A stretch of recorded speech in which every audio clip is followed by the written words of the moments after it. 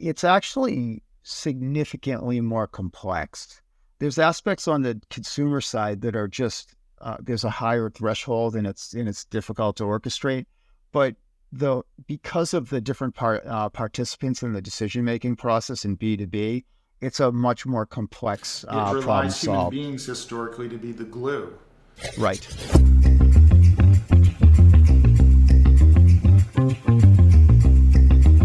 Hi, thanks for joining the CX and Culture Connection, the podcast where CX leaders who are looking to re-energize their growth and their customer experience can listen into some great conversations with their peers, other leaders of CX, and some really innovative service providers. Today, I'm excited to be here with Mike Mangione, who I've known for a number of years and is a leader for global brand and customer experience at WLGore. Many of you will know Gore because of their apparel offerings to keep moisture in and keep heat in and moisture out. But it's actually a lot of other B2B applications as well in other markets like medical and industrial. So really looking forward to our conversation, Mike, today. Likewise. Thanks, Matt. You've got a really interesting vantage point because, I mentioned Gore is a B2B company with some really interesting customer experiences across a lot of different categories and a global business. But you've also had experience in the B2C world. Because you were at Bose before Gore, where you're doing some really innovative stuff there and cool stuff at Gore as well. So I guess just to start us out, given your vantage point, having worked in both B2C and B2B markets, what do you see as the greatest similarities and differences in driving a better customer experience? Yeah, it's really interesting. And I think what we were seeing is in kind of the B2C side of things, there was more initial, let's say, demand from customers for better experiences and more competition earlier. So just from my vantage point, 7 years ago, the need to figure out how to deliver better experiences, have consumers work less hard to get the information they needed in competitive spaces became a premium and a priority. And it actually not only was something that affected the brand and the experience, the customer experience, but it really the perception of the way they thought about your company overall. If you have a poor experience, you tend to think less of that organization the way we do every day in our own lives. So as that was happening, and a big increase for things like understanding the customer, recognizing when they came back to a digital property, not making them start from scratch every time they came to your website or whatever it might be. Those things became a bit of table stakes years ago in B2C. And then what we saw was a bleed over. So if you're a consumer, when you start engaging with a business, you don't, change your perspective enormously and decide that you want to work harder, and you don't expect a really good digital experience. You expect more intuitive actions to happen as you engage. So it seemed to kind of cross over. I do think it's still more competitive generally in the consumer space because of the nature of, the choices out there, the lack of sometimes a relationship with the company and the brand, and you have to work a little bit harder. But it's absolutely become critical in both environments, in my opinion. There's definitely a lot of emotion in the consumer space where you think of the peaks and the valleys along the journey, and there's emotion that you're trying to kind of tap into their positive emotions, hopefully, and drive brand advocates and dampen down the negative emotions. So it's more intuitive to think about the consumer space, but business to business is about relationships among people and building trust and driving engagement along the journey. And so emotion matters there too. What are some of the learnings that you've developed on the consumer side that you can then apply on the business side to try to drive a better experience? Right. I mean, I think of a couple of experiences I've had that might be indicative of what customers and consumers feel. When you call an organization and you get routed multiple times because this division only does this, and maybe it's in, whatever industry you're in, you get a sense of frustration, and then that makes you think lesser of the brand, in my opinion. So what you're really looking for is how can you drive an emotion that's going to be really memorable and positive, or at least at a minimum threshold if it's a very basic engagement. So really trying to understand how you can drive value when any touch point, and whether it's consumer or B2B, and understand what the customer is trying to accomplish. What I do find in B2B is human assisted by digital is an interesting kind of CX perspective to have in many cases, based on what you said in terms of like the interpersonal relationships in a selling in a business environment. In those instances, allowing the sales associate or salesperson in different companies to have critical information at their fingertips that's going to make it a more engaging, productive conversation is more of an assisted environment, opposed to, in many cases, in a consumer environment. Much of it is done purely digitally, and so the dynamics are a bit different in how you approach that. But ultimately, you're striving for the same thing. You want to minimize frustration. You want to save time for customers, and you want to free up time for, in the case of B2B, for the most meaningful conversations with the limited time you have available. And however we can assist that experience, we strive to accomplish. You talked about self-service and kind of digital as a way of enabling ease of use and less time spent by the customer and by the company. I often think that there's speed bumps on the customer journey. And in B2B, there are more speed bumps that cause you to have a harder time getting that first time quality, completely digital experience, because getting a price quote or finding the information you need or checking on supply chain availability, like these are speed bumps that cause you to pick up the proverbial phone and want to talk to a person versus continue to engage digitally. How do you address those opportunities? I think they're opportunities rather than challenges to deliver those experiences and reinforce the relationship and the expertise digitally, given the speed bumps are there. Yeah, this as well, Matt, but analyzing what matters in that journey to the customers, and there's tried and true techniques that, although they get more sophisticated because of the data and the systems that are available, it's still that basic practice of what steps is a customer taking, talking to them and understanding where they're frustrated, where they're hitting those speed bumps.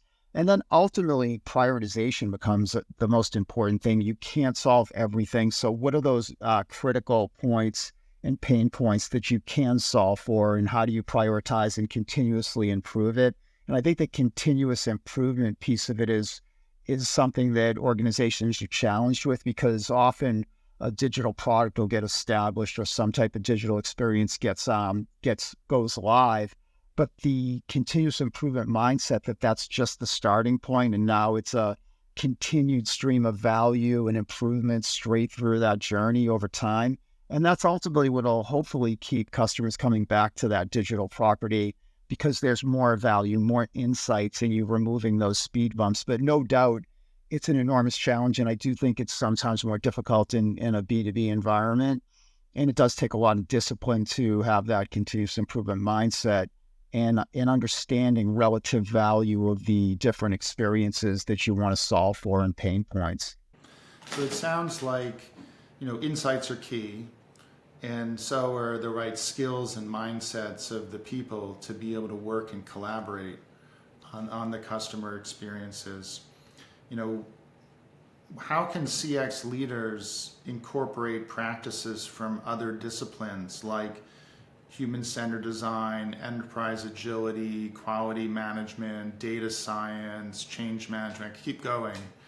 There are these disciplines that people may be more familiar with, or maybe they've learned and are developing skills. How do you bring those skills into the work on CX to have impact? Yeah, I mean, the first one I think you mentioned is the design thinking approach, which, again, one thing I've noticed is when you skip critical steps, when you embark on these improvements, it often doesn't go very well because there's a reason that they're essentially prerequisites. And and I was just talking to another colleague about this yesterday, the design thinking approach to it really lets you build for purpose and lets you cut out the waste and frankly helps you avoid enormous waste downstream. So this idea of using the best practices of really understanding and talking and analyzing the different personas and then carrying that through their journey and resulting in something like a service design blueprint, that to me is still a very tried and true approach. And like I said, it only gets more sophisticated because of the data sets that are available, the information you get much more rapidly, and the solutioning that can happen once you've identified what you're solving for. But that really precision of the ask and what you're trying to accomplish and problem you're solving, I find if you don't get that right, then it almost doesn't matter what happens after that because you could be building something that nobody really cares about or will ultimately use. So I guess if I had to pick the most important aspect of it, it's bringing that design thinking, not only mentality, but best practice to the work. And over the years, I can't say we get it right every time, right? Like when we deviate from the best practices, it's often something I regret and make sure we correct for in the future. But if you do it well, it saves a lot of time and money and frankly, less frustration for the end user, whether it's an associate or a customer. What you're talking about is engaging both people to make a decision on what opportunities to focus on, those choices you talked about, but then also engaging them throughout the work on those opportunities so that you get an iterative discussion around what you're learning and applying the insights throughout the journey. In a B2B context, you're often trying to influence others to take action, especially in decentralized organizations. What are some of your lessons learned about how you can get other people in the organization to kind of buy in and contribute and support these opportunities? I mean, I think the first one is creating the pull. Like you want to be solving the most important problems to the business, and the business ultimately needs to define that and engage on that and prioritize it, frankly, right? So that relationship of really working collaboratively to figure out what are the most important problems strategically to solve, what are the things we're hearing from our customers through the insights that we gather that help point us in that direction, and is it strategically prioritized and important? And if that happens, then I find good things follow. I do believe that one thing I've really had a great experience with is sometimes it's not solved organizationally, but it's cross-functional collaboration is where I see the success in this type of work. There's critical roles to be played across the different teams and how we bring the right, in our case, associates together to solve that problem together and with the different skill sets, the diverse skill sets and perspectives. That in doing it with, again, a level of precision with good role clarity for that body of work and that team, I find those things really help opposed to, we'll solve this problem for you. You're going to love it. And, we'll let you know when it's ready. It's one of those things where working at versus with someone. Yeah, totally. And again, it has to be the prioritized problems to solve. When I've been involved in work, there was probably too much of a push from certain teams in the CX space, or things that ultimately weren't strategically business cased or prioritized. They lose momentum. They lack purpose and value, and then ultimately the opportunity cost on that work is extremely high, unfortunately. So when you're trying to get people in these cross-functional teams or leaders involved, there's different levels here. There's the steering of the effort and the kind of executive sponsorship. There's the people working on the team to build something new. And then there's the people who need to adopt and use it who may not have been involved in creating it. What's the right balance to strike between investing the time to get them engaged and upskilled to be able to apply new skills and new ways of working versus being respectful of their time so they don't have to invest as much in the effort. Yeah, on this topic, I've learned actually even prior to Gore had some success with this, which it took frankly a lot of trial and error, and it's one of those situations. But what I find is most helpful is there's typically a core small group of team members, internal and external, often, and we've partnered on work like this. And you want to keep that with real good role clarity, but really the people that need to be involved. They have a real clear purpose. It's essential they're involved on a pretty essentially dedicated basis. And then you want to very selectively stakeholder map the either subject matter experts that you want to have occasionally fly in for different topics, or stakeholders that might need to adopt it downstream. So you want to keep close the stakeholders and keep them updated.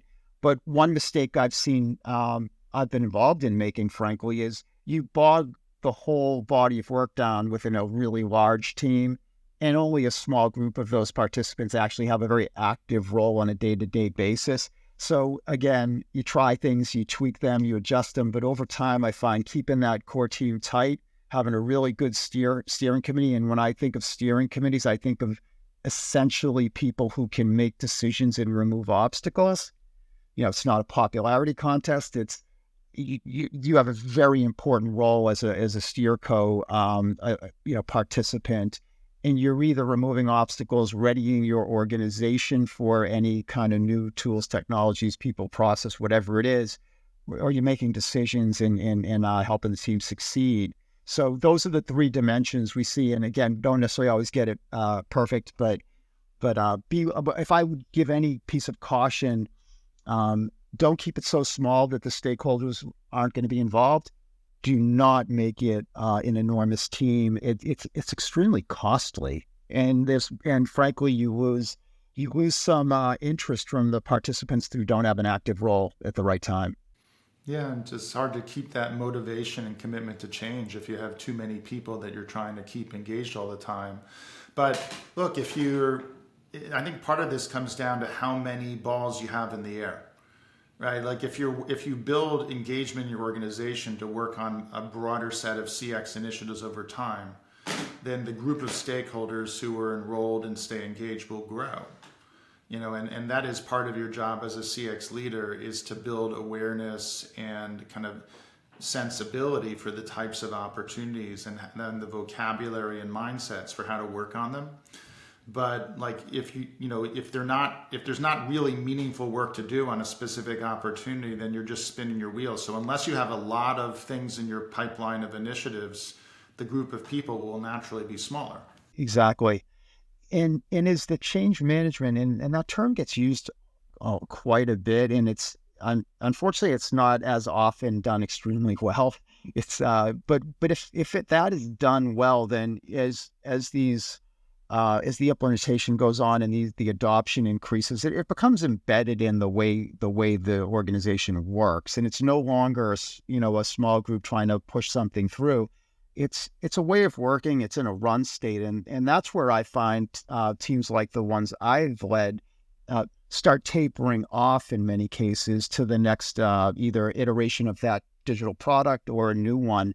But it's so important that it becomes embedded in kind of a standard work, and that's, to your point, when many are involved. Yeah, I mean, I think there's a distinction here just for the audience I want to put a sharper line under, which is the change versus run state.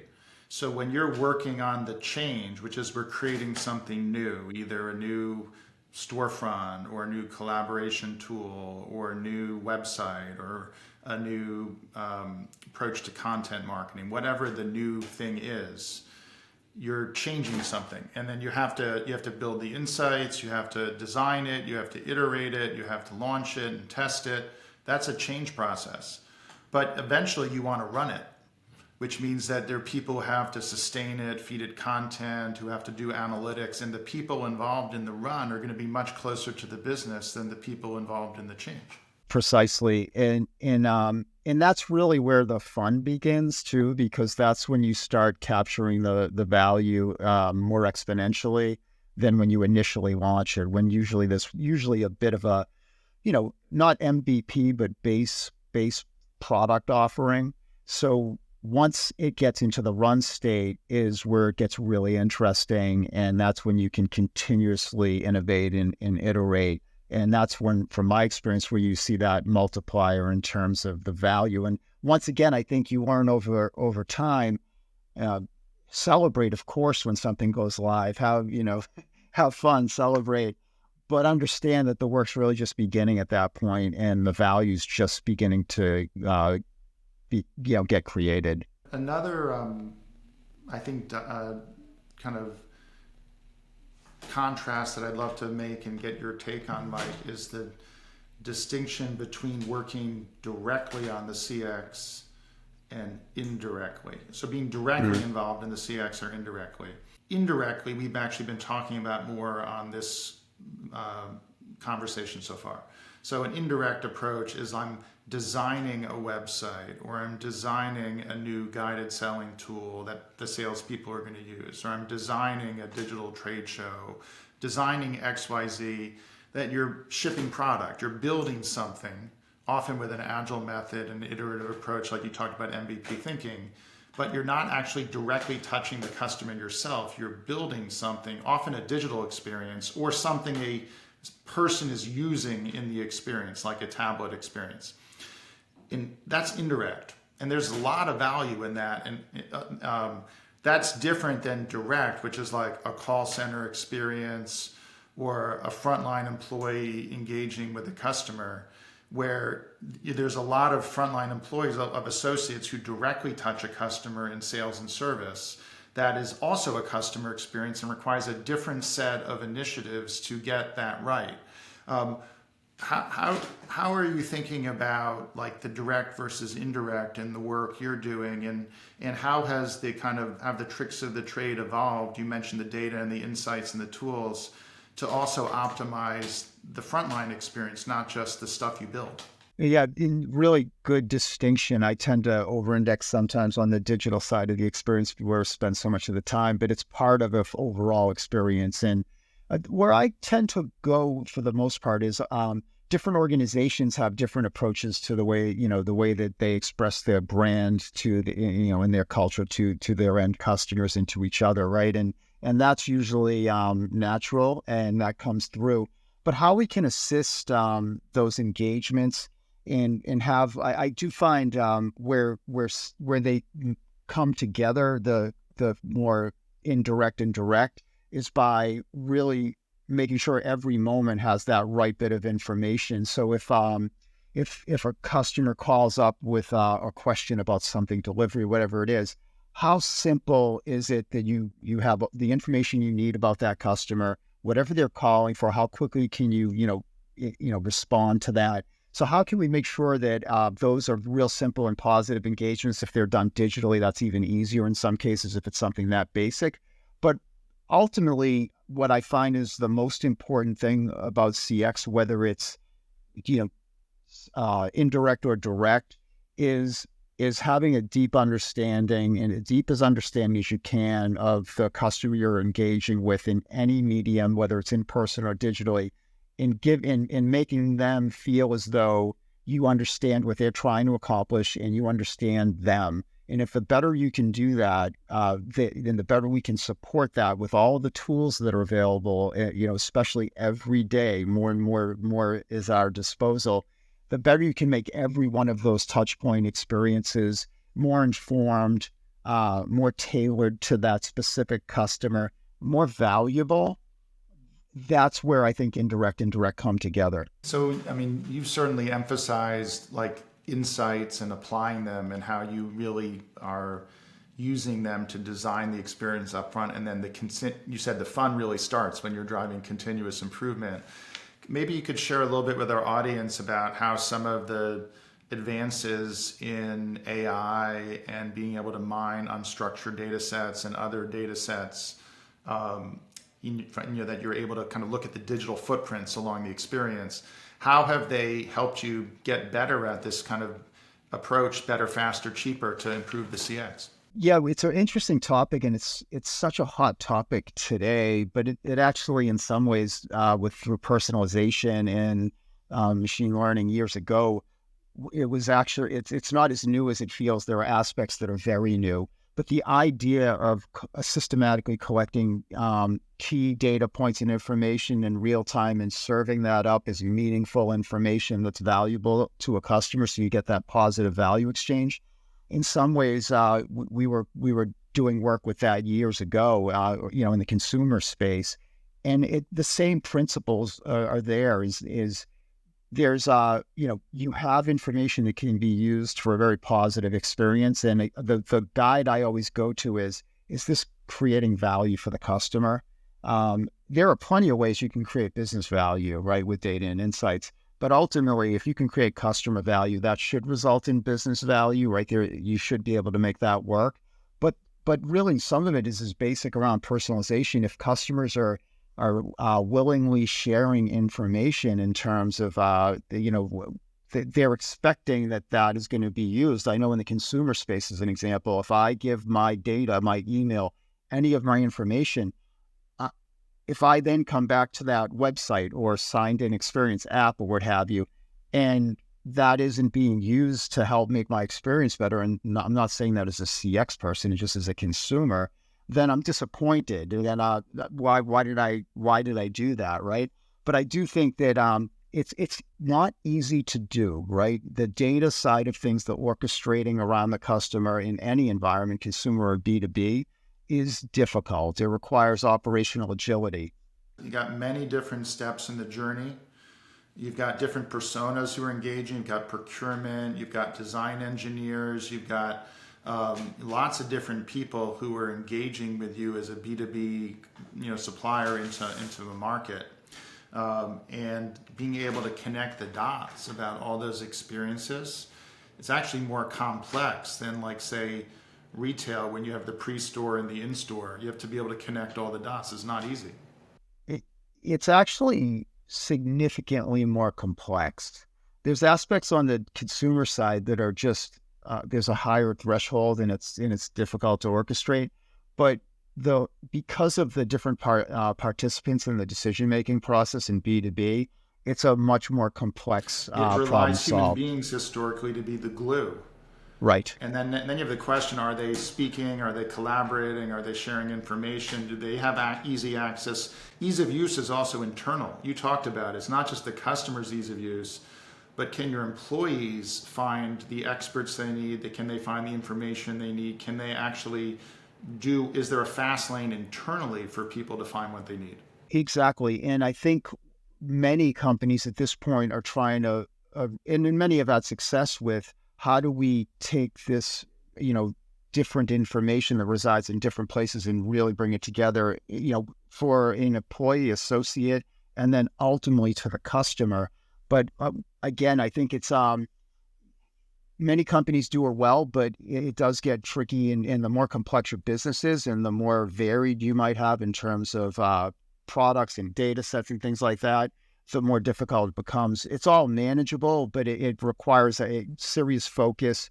And one of the aspects of it that I find is also really challenging is it working in different ways becomes equally important, if not more important, than the technology that you're implementing.